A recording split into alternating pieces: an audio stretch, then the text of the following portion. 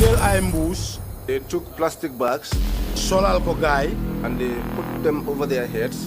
ñu boos leen ba génnee seen niw. And they strangulated them until they died. ndax Yahya Jammeh joxewoon na ndigal bi nan leen dogit. nañ leen dog ay dogit. And because Yahya Jammeh had given the instruction that they be chopped into pieces, Malik Manga Fansu Nyabali dog seen baat yi. They cut off their heads. Whose heads were cut off? Boppi ñan lañu dog noonu. Ibu ak. The untold story of two Gambian-Americans who were killed in the Gambia under the ex-president Yahya Jammeh's regime by the junglers ordered by Yahya Jammeh. These young stars were Gambian by blood, but American by citizenship. Two young men who dreamed of helping rebuild their homeland. They returned to the Gambia full of hope, believing they could make a difference, believing their country would welcome them back. But their return came at a dangerous time, when power was absolute and fear ruled the nation. Under Yahya Jammeh's regime, even a whisper of suspicion could mean death. Soon, they were accused of plotting against the government.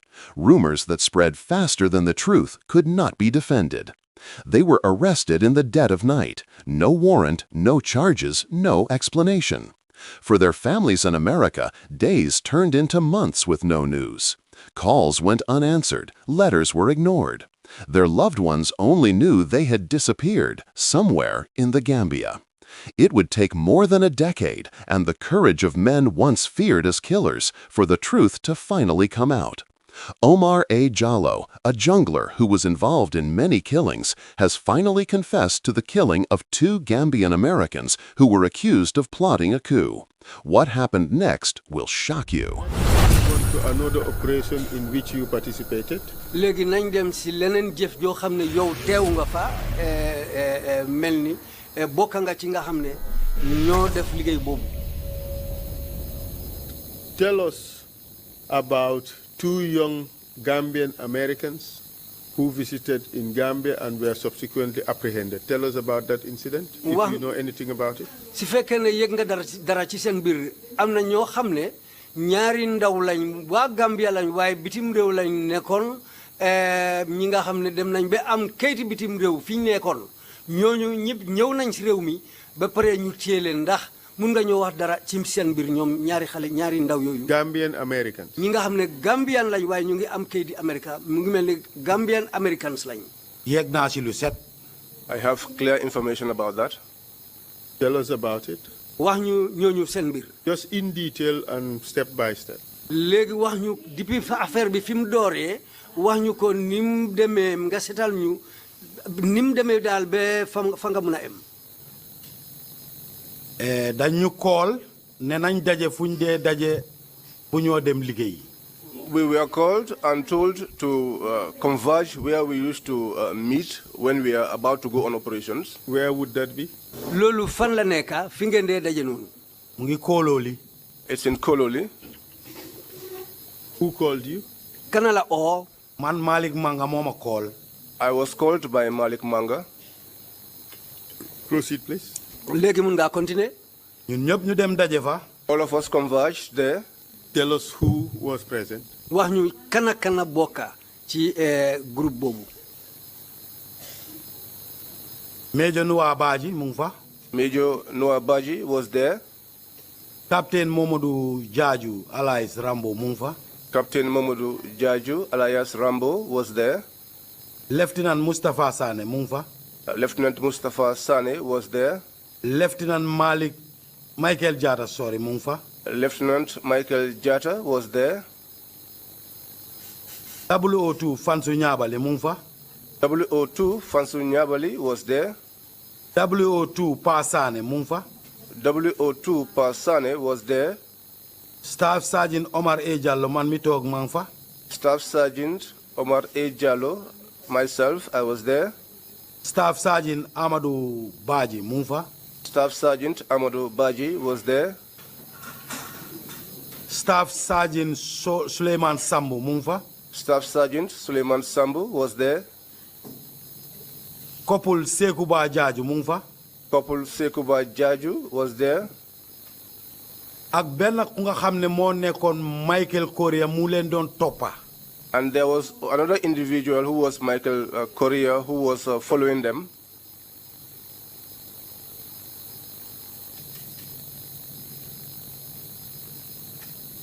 When you gathered in that premises, what were you told? bi ngeen dajee si seen dajekaay boobu foofu lan lañ leen wax.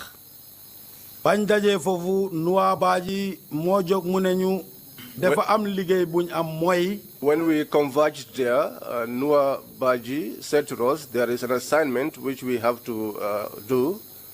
ndax dafa am ñaari Gambian-American ñu jógee America dañ ñëw pour daane nguuri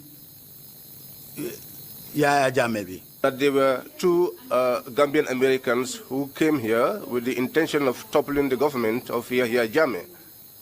waaye fu mu nekk ni gaa ngi si hôtel bi waaye Michael Korea mu ngi fa di seet seen doxin nu ñoo doxee ak nu ñoo génnee. That at that moment they were in a hotel, but that Michael Korea was there also monitoring their going ins and out. su ñoo génn danañu call ñu dem xaar leen ñu arrest leen. That if they were going out, we will be called so we could go and arrest them. Thousands of miles away in America, families sat frozen, watching their screens as the truth they had prayed for and feared was finally spoken. For years they called, they wrote, they begged for answers, but the Gambia stayed silent. And now, on live television, they heard the soldiers describe exactly how their sons were taken and how they never came back. Can you tell us what arrangements you put in place to ensure a swift arrest? léegi wax ñu yan pexe ngeen def pour ngeen ñooñu suñ génnee ngeen mën a dem jàppagaay ci lu mu gaawee ngeen yóbbu leen comme ni ngeen bugg a def. dañ taxawal checkpoint si boori present petroleum house fu mu nekkan.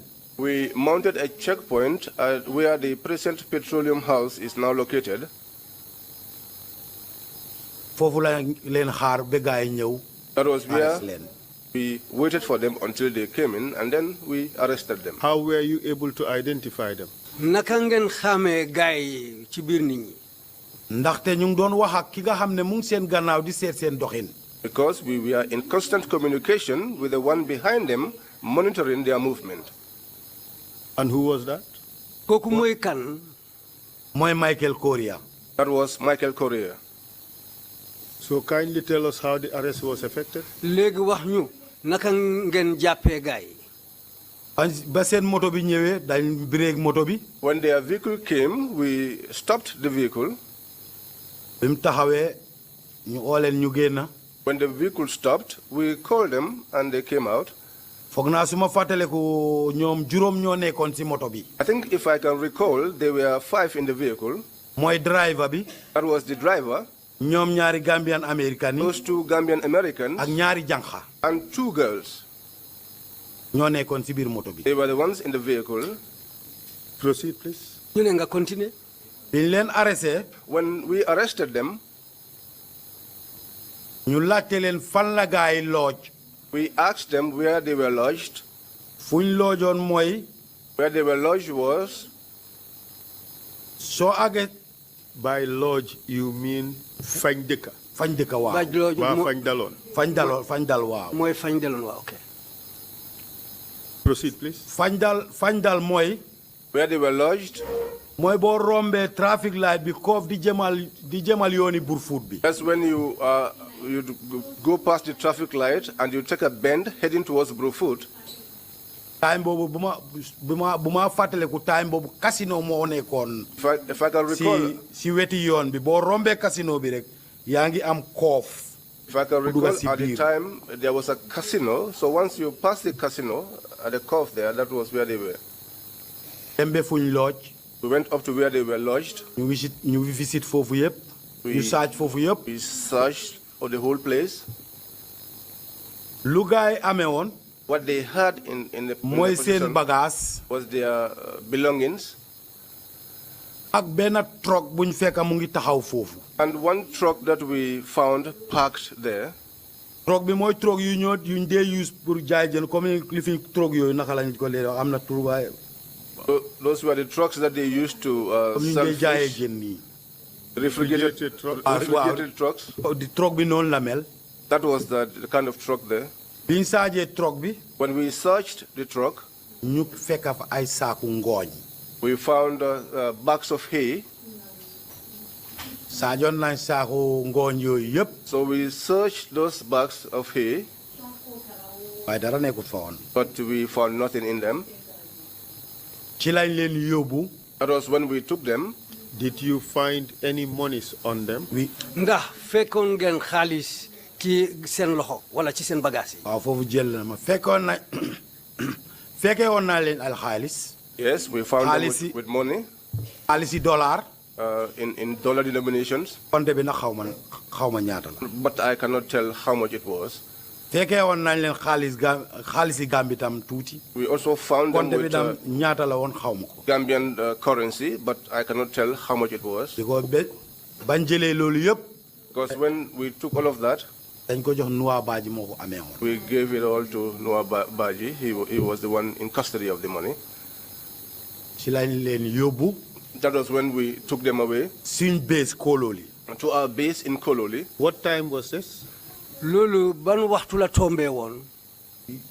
lii mu ngi war a nekk boori ñaari waxtu ñetti waxtu daal. ci bëccëg wala guddi. bëccëg wala guddi. guddi la. This would be around between 2 and... iri be boori 4 daal. In the morning? ci suba. Correct. It will be between 3 and 4 in the morning. And then you took them to your base in Kololi, right? kansul leen yóbbu ngeen gaay ci seen base bi Kololi ndax lu loolu. waaw. Yes. Kindly tell us what happened. léegi wax ñu la na xew foofu. bañ leen yóbbee foofu. When we took them there, officers yi. the officers, ñoo leen doon interrogate. they were the ones that were interrogating them. waa ñun luñ ñu wax. But what they told us, mooy gaay ne. that they said that. dëgg ñoom lu leen indi mooy daane nguur Yahya Jammeh. That frankly, their purpose of coming here was to topple the government of Yahya Jammeh. am nañ gaal bu war a indi seen ngànnaay yi. That there was a ship that was supposed to bring in their weapons. moo tax gaay jënd ngooñ boobu su gànnaay yi ñëwee ñu jël gànnaay dugal ko ci biir saaku ngooñ yu teg ci ngooñ bi. That was why they bought those bags of hay, so that when the guns come in, they would take them and put them inside those bags of hay. When the two Gambian-Americans returned home, they came with dreams to reconnect with their roots, to invest, to build. But within days, the government's version of their story changed everything. The regime accused them of being mercenaries. Men were hired to overthrow the government. They said these men were part of a foreign plot, trained abroad and sent to bring chaos to the Gambia. But there were no weapons, no proof, no trial, just a story built on fear and propaganda. They told us they were mercenaries. We believed it. We didn't question until it was too late, said by a former jungler.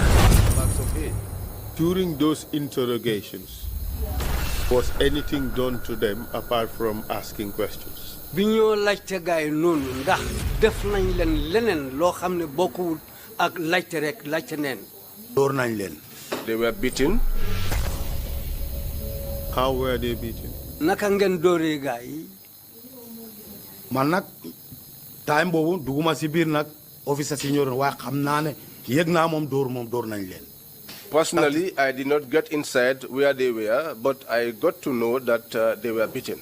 ndax de néeg bi comme nii la waaye dafa am salle ak cabinet ñu ngi toogoon ci cabinet bi. So the room is like, it was having 2 rooms, and so the inner room was where they were, and we were sitting at the sitting room. biñ leen laatee ba pare. After they were interrogated, ñu call General Suleiman Baji. They called General Suleiman Baji. ne ñi ngeen waxoon téye nañ leen.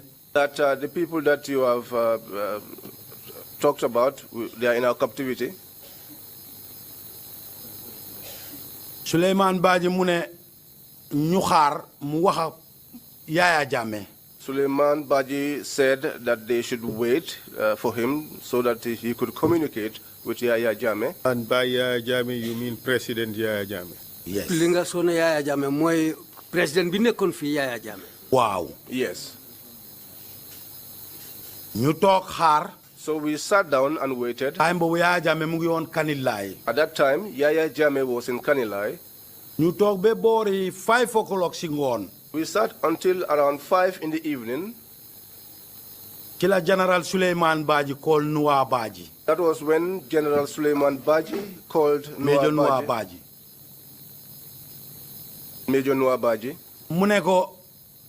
He said to him, Yahya Jammeh nena buga na gis ñi. He said to them, Yahya Jammeh said that he wants to see these individuals. Nañ ko yóbbul ñi Kanilai. Let us take these individuals to him in Kanilai. Let's get it straight. nañ setal mbir mi. Who did Yahya Jammeh say he would like to see?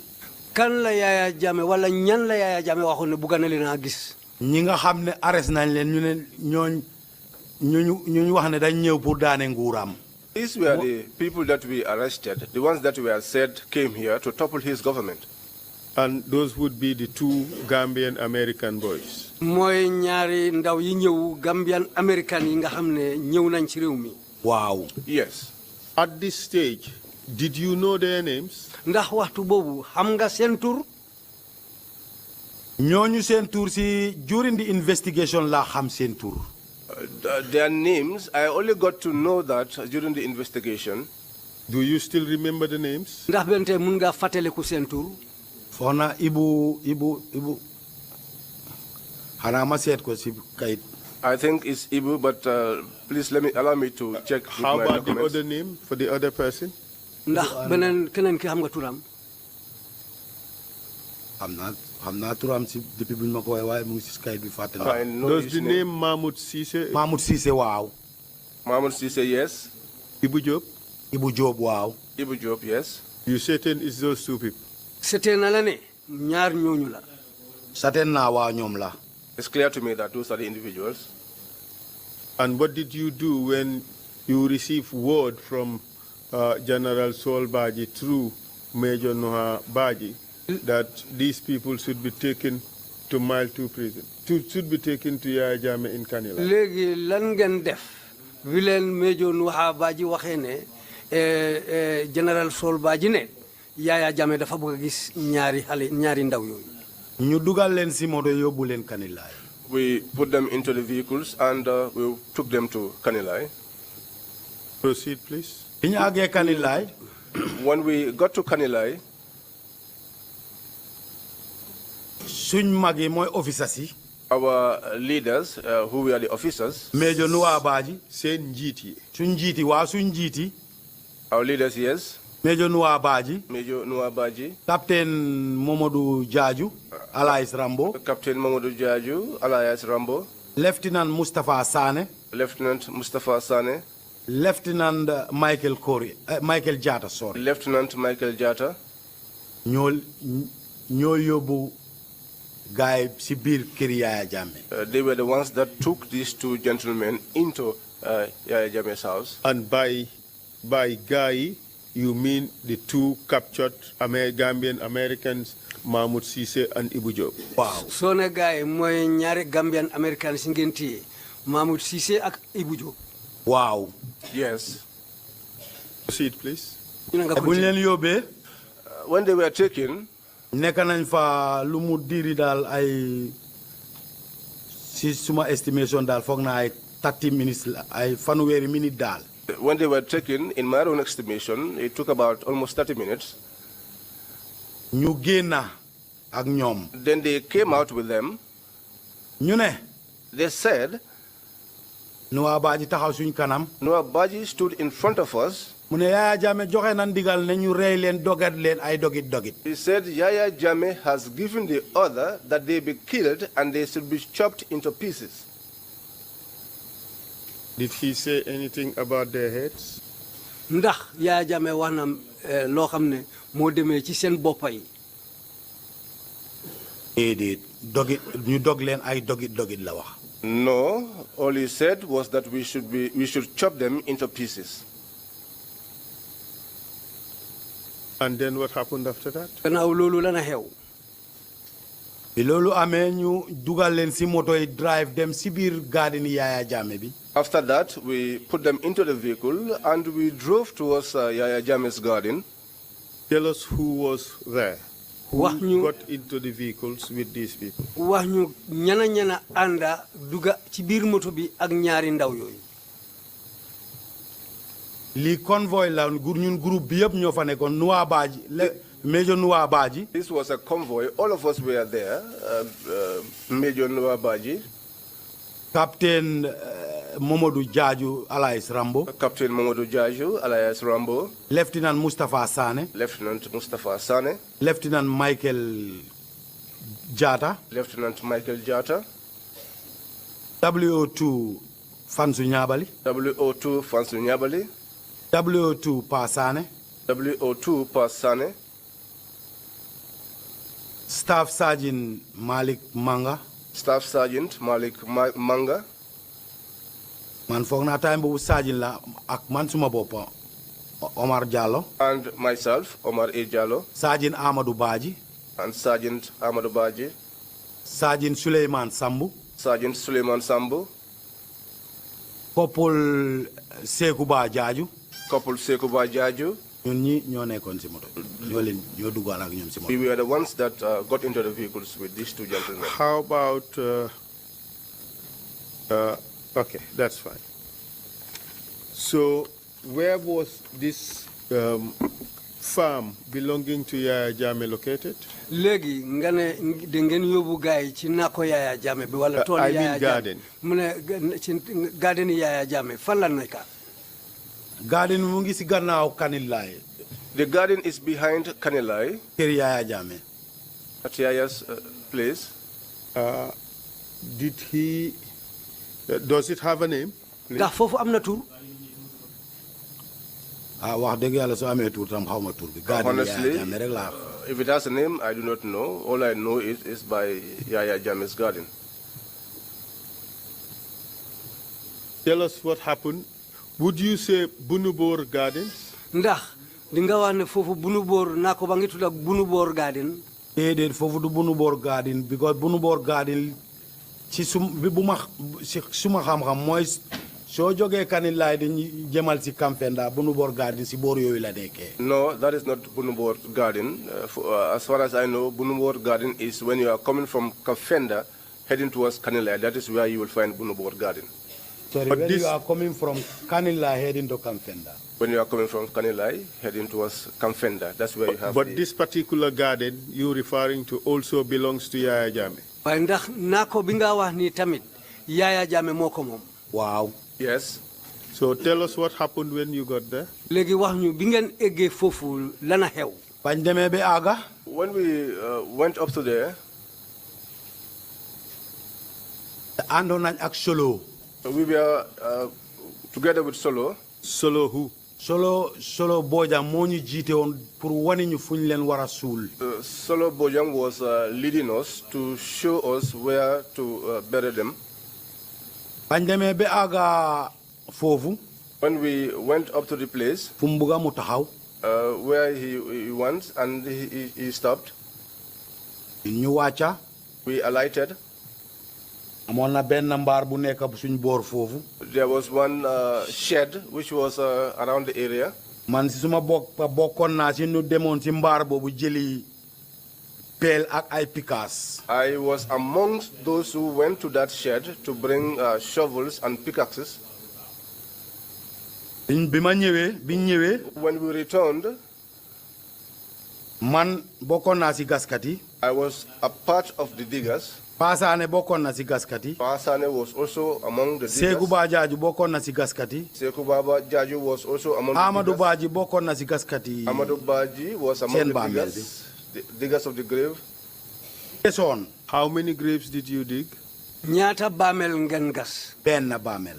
There was only one grave. Tell us what happened after. ñu des. wax ñu li xew.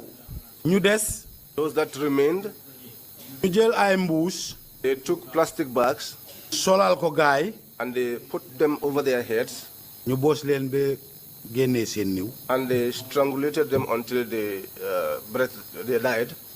ndax Yahya Jammeh joxe woon na ndigal bi nan leen la dogit.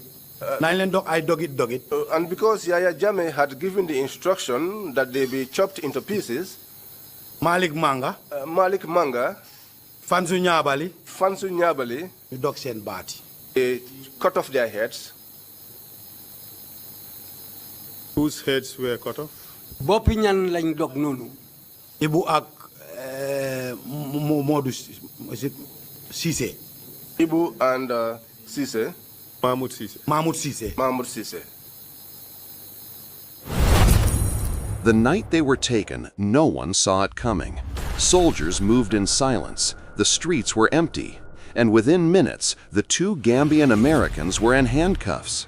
They were told nothing, no charges, no lawyers, only accusations of being foreign mercenaries. They brought them to the barracks. We didn't question it. Orders were clear. We were told to deal with them. The men begged to speak. They said they were innocent. They came home to invest, to reconnect. But in Jammeh's Gambia, innocence didn't matter. They were loaded onto a military pickup, driven out of the city under the cover of darkness. No one was told where they were going. No one ever saw them again. Their families waited for years, hoping they were alive somewhere.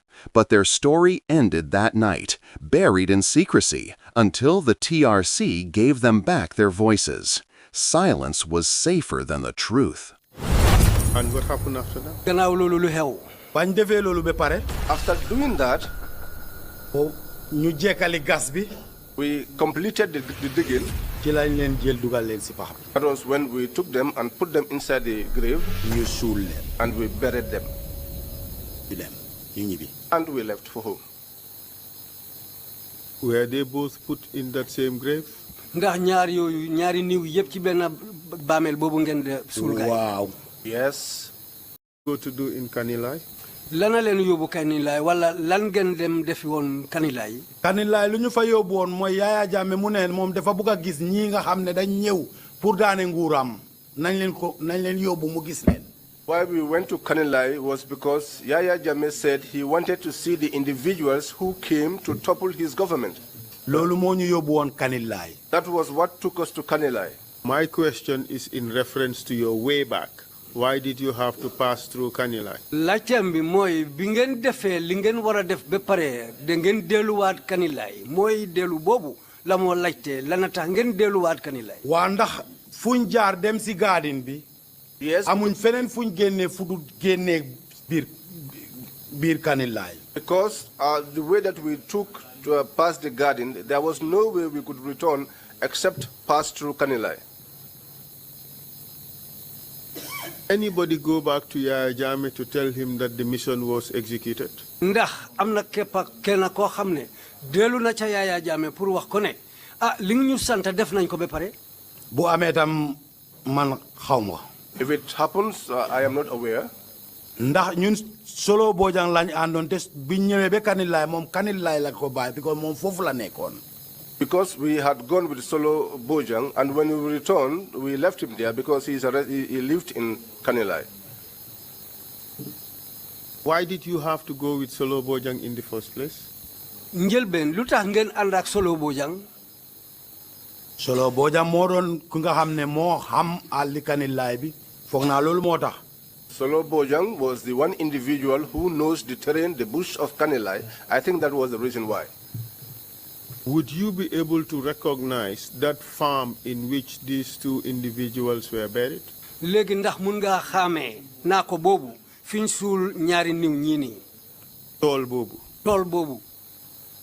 loolu mënuma koo dëgëral bu baax ndaxte demoon naa fa ak investigators yi.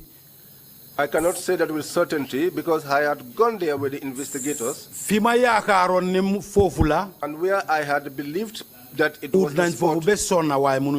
We searched that place, but we could not find anything. Because at the time we were going there, it was in the night time. Okay, thank you very much. léegi council bi ne jërëjëf.